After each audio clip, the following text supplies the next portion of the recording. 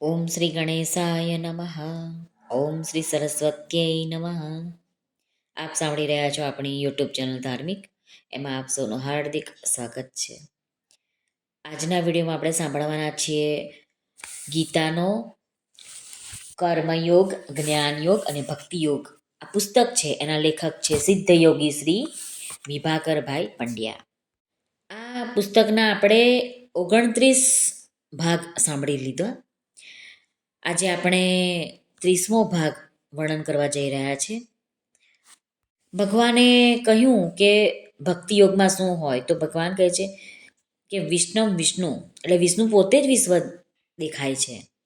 એટલે કે જુદા જુદા દેખાતા રૂપો માત્ર ભગવાનના જ રૂપો છે. એટલે ભગવત સ્વરૂપ જ છે. હંમેશા આ વાત મગજમાં રહેવી જોઈએ. આપણે અહીં સુધી આગલા પાઠમાં સાંભળી ગયા. હવે આપણે આગળ વધીએ. લેખક શ્રી વિભાકર દાદા શું કહે છે? જેવી રીતે જેનું નામ મગનભાઈ છગનભાઈ છે, તેના મનમાં એટલું બધું થસી ગયું હોય છે કે હું મગનભાઈ છગનભાઈ છું. 50 માણસો ઘસઘસાટ ઊંઘતા હોય અને તમે બૂમ મારો કે મગનભાઈ છગનભાઈ, તો 50 માણસમાંથી જે મગનભાઈ છગનભાઈ હશે તે ઊંઘમાંથી પણ હોકારો કરશે. બાકીના 49 તો ઘસઘસાટ ઊંઘતા રહેશે. આમ કેમ બન્યું? કારણ કે હું મગનભાઈ છગનભાઈ, તે વાત તેના અંતઃકરણમાં ઉતરી ગઈ છે, અજ્ઞાત મનમાં ઉતરી ગઈ છે. તેથી તે તેના શરીરરૂપી આકારને, આ કારણરૂપી નામને મગનભાઈ છગનભાઈ માને છે. હકીકતમાં જન્મ વખતે તો માનવ શરીર રૂપે જ જન્મ થયો હતો. ત્યારબાદ ફૈબાએ આ શરીરને ઓળખાણ માટે નામ આપ્યું મગનભાઈ છગનભાઈ, અને તેના મનમાં એટલું દ્રઢ થઈ ગયું કે તે પ્રમાણે આખું જીવન હોય છે, તે પ્રમાણે વર્તન વાણી હોય છે. તેવી જ રીતે જો આપણા મનમાં દ્રઢ થઈ જાય કે ભગવાન જ સર્વ કાંઈ છે, તે જ સર્વ કાંઈ કરે છે, કરી રહ્યા છે, એવો દ્રઢ વિશ્વાસ આવી જાય, તો આ જ છે પરાભક્તિ, ઊંચામાં ઊંચી ભક્તિ.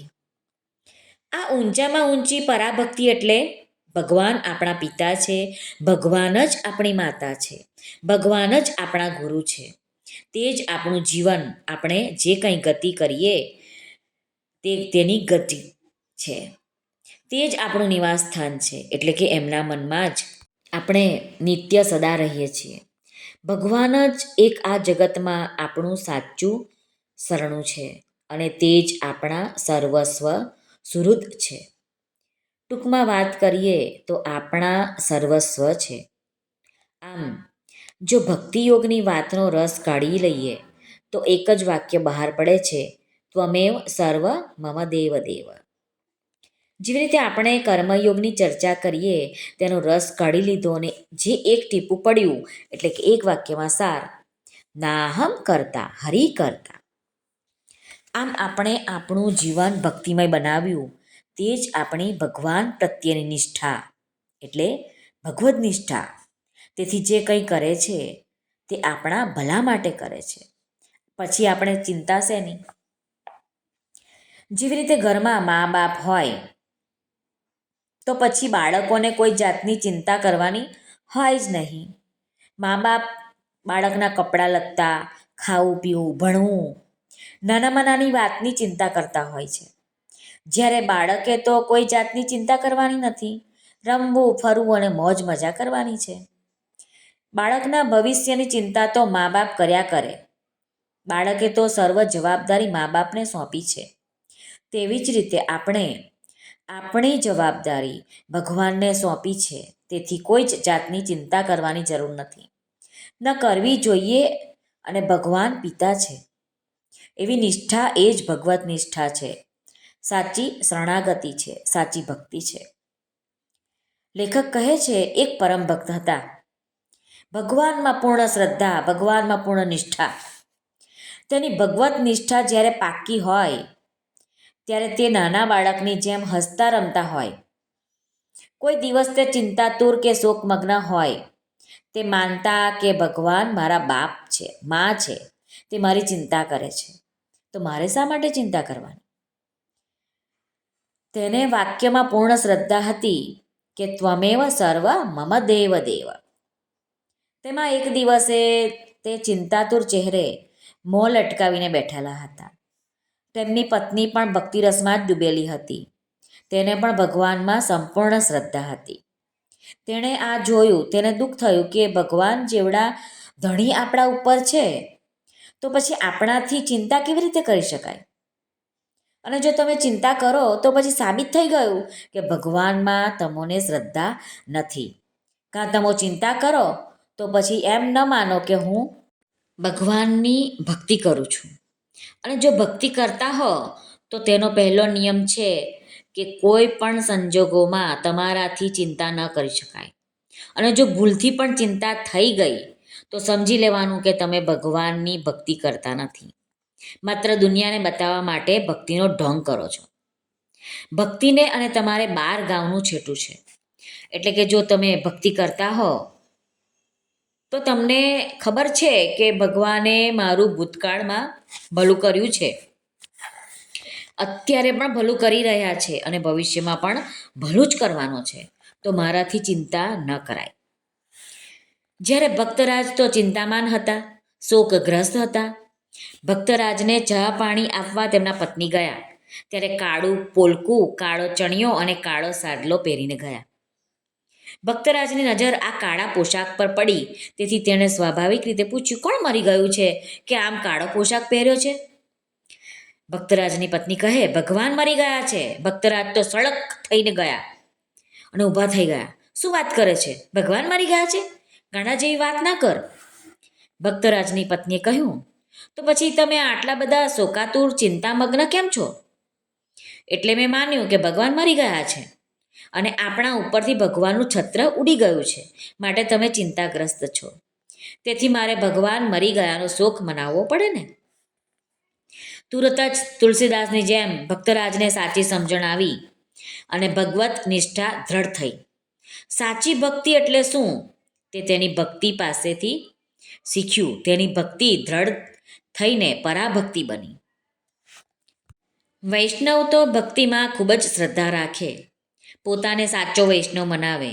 તેનું એક લક્ષણ છે કે તે કદી ચિંતા ન કરે, અને જો તે ચિંતા કરે તો તે નાસ્તિક છે.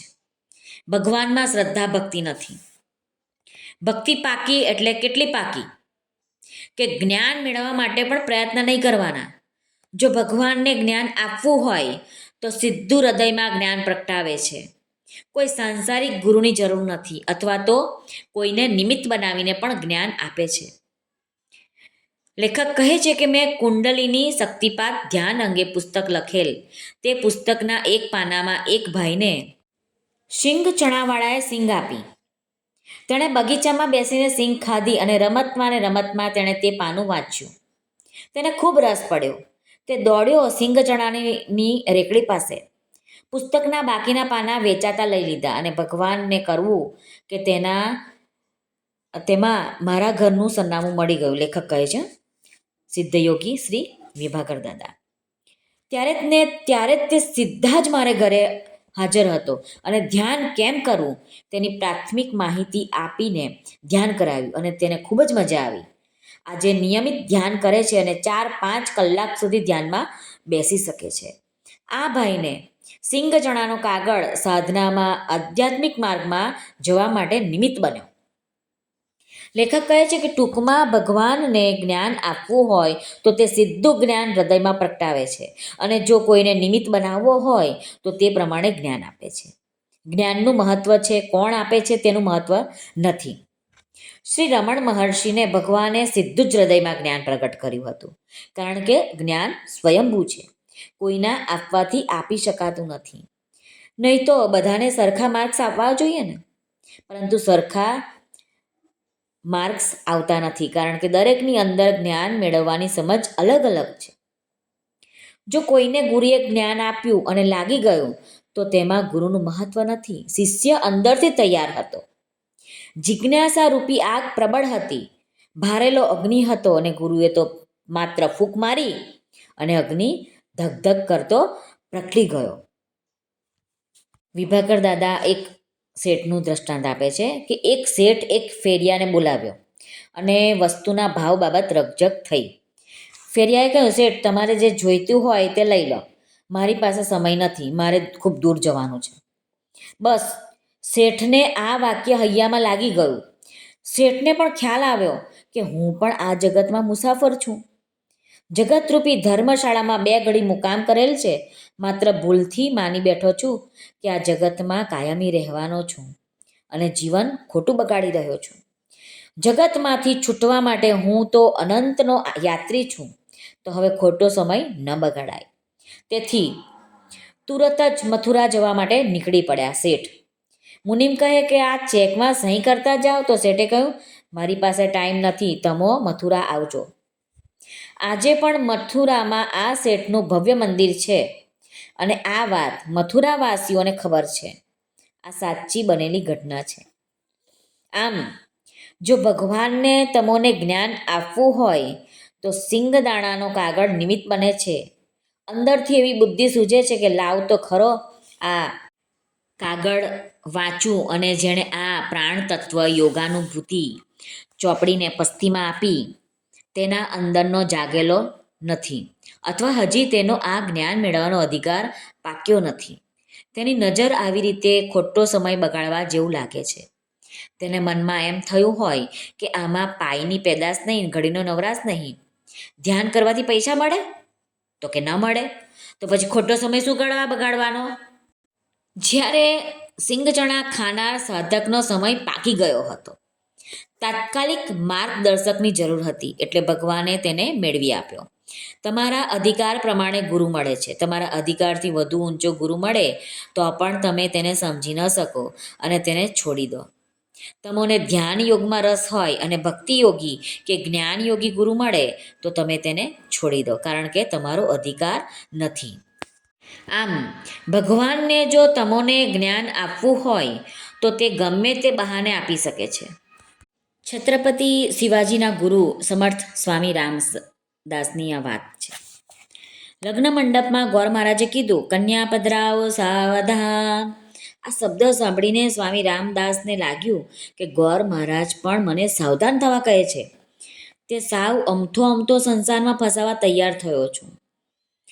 તારા ભાવિ સાસુ સસરાની છોકરી મોટી થઈ, તેમાં તારો શું ગુનો? તું નહીં તો ઓર સહી, તેને તો બીજો વર મળી જશે. જ્યારે તું જો સંસારમાં ફસાયો તો આખો જન્મારો રોતા નહીં આવડે, અને તારો તો મનુષ્ય જન્મ એળે જશે. માટે સાવધાન થા, હજુ તારી પાસે બચવાનો મોકો છે. આવી મૂર્ખામી જે લોકોએ કરી છે તે જિંદગીભર પેટ ભરીને પસ્તાયા છે. એટલે ગોર મહારાજને તારી દયા આવે છે, તને હજુ સમજાવવા માટે તક આપે છે. માટે હજુ તું સમજી જા અને સાવધાન થઈને તક ઝડપી લે. બસ સ્વામી રામદાસ તરત જ લગ્ન મંડપમાંથી ભાગી ગયા અને બહાર કોઈનો ઘોડો પડ્યો હતો તે લઈને રવાના થઈ ગયા. પછી કોઈ દિવસ ઘર સમૂહ જોયું નથી. એટલે ભગવાન માનવીના હૃદયમાં જ્ઞાન પ્રગટાવે છે તે માટે કોઈને કોઈ નિમિત્ત બનાવે છે. દાખલા તરીકે રમણ મહર્ષિને જ્ઞાન પ્રગટાવવા માટે તેના મોટા ભાઈનો તમાચો નિમિત્ત બન્યો હતો. ત્યારે શ્રી રમણ મહર્ષિને મનમાં થઈ ગયું કે જો મારે ભણવું ન હોય તો મોટા ભાઈના પૈસા શા માટે બગાડવા, અને સંસારમાં જો ભણવું હોય તો સાચું જ્ઞાન ભણવું જોઈએ. સંસારમાં જે અત્યારે ભણાવે છે તે તો પેટ ભરવા માટે જ્ઞાન છે. પેટ તો કાગડા કૂતરા પણ ભરે છે, તેને માટે આટલી બધી માથાકૂટ કરવાની જરૂર નથી. ભણતવ્યમ વો ભી મર્તવ્યમ, ન ભણતવ્યમ વો ભી મર્તવ્યમ, તો માથાકૂટ કિમ કર્તવ્યમ. ભણેલો પણ ખાઈને ખવાઈ જવાનો છે, અભણ પણ ખાઈને ખવાઈ જવાનો છે. માનવ માને છે કે હું ભોગ ભોગવું છું. હકીકતમાં ભોગ જ માનવને ભોગવે છે, અને જેમ ભોગ વધુ ભોગવે તેમ શરીર વધુ ક્ષીણ થાય છે. દારૂડિયો એમ માને છે કે હું દારૂ પીઉં છું. હકીકતમાં દારૂ જ દારૂડિયાને પી જાય છે અને આખા કુટુંબનો સત્યાનાશ કરે છે. આવી વિદ્યા શીખવાથી ભગવાન ન મળે તો પછી માથાકૂટ કરવાની જરૂર નથી. શ્રી રમણ મહર્ષિને એવો ખ્યાલ હતો કે અરુણાચલની ટ્રેનની ટિકિટ 3 રૂપિયા અને 25 પૈસાની હતી. તો તેના ભાઈએ તેને 5 રૂપિયા આપેલા સ્કૂલની ફી ભરવા માટે. તેમાં તેણે 3 રૂપિયા અને 25 પૈસા રાખીને 1 રૂપિયો અને 75 પૈસા ચિઠ્ઠી સાથે પાછા મૂકી દીધા. તેવી જ રીતે શ્રી રામકૃષ્ણ પરમહંસે પણ ભણવાની ચોખ્ખી ના પાડેલી કે આ ભણતર ભણવાથી ભગવાન મળે, આવો પ્રશ્ન કર્યો તો કે ના મળે. તો રામકૃષ્ણ કહે કે મારે ભણવું નથી. એટલે કે જ્ઞાન આપવામાં ભગવાન જેને નિમિત્ત બનાવે છે તે જ ગુરુ. ગુરુ તો ભગવાનનો પ્રતિનિધિ છે, જેના દ્વારા તમને સાચું જ્ઞાન પ્રાપ્ત થાય છે, જેથી હૃદય પ્રસન્નતાથી ભરાઈ જાય છે. હું ગુરુ માટે શું કરું? ગુરુનો બદલો કેવી રીતે ચૂકવું?